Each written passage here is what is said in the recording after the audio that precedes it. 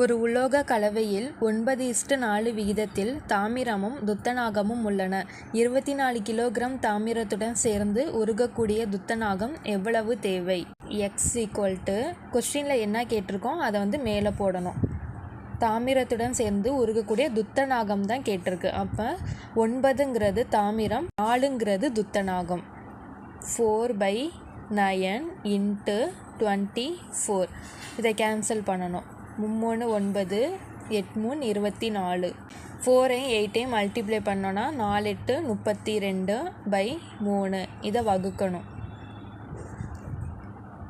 10 3s are 30, balance 2. இந்த mixed ஃப்ராக்ஷனில் எழுதுனோன்னா 10 2/3.